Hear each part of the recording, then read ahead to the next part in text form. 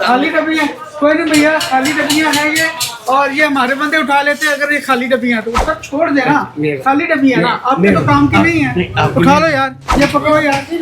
वो अंदाजा ही नहीं था कि पैराफोर्स की टीम यहाँ गली में भी आ सकती है। अब हलचल मची हुई है, कुछ मिनट का नया तरीका निकला है।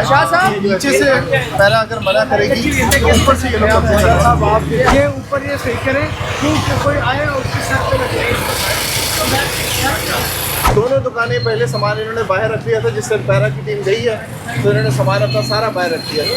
अब ये दोनों दुकानें, तीनों दुकानें जो हैं जब वापस रख रही है सामान देख के। खाली करो, खाली करो, अभी खाली करो, उधर का इधर का दोनों का ये पहले यार आके अपने कागज अभी तक 5 मिनट आपको करो, खाली जल्दी करो। अभी एक वार्निंग इशू कर दो, 2 फुट बाय 4 फुट का रोटी का बैनर नहीं लगाएंगे तो अगले दफा इंटरेस्ट करेंगे। 15 रुपए का तो कोई रूल नहीं है, रूल तो 14 रुपए का है। जी आप कह रहे हैं 15 की और ये कह रहा है 13 की देते हैं। 14-15 रुपए की देते हैं, 15 रुपए की।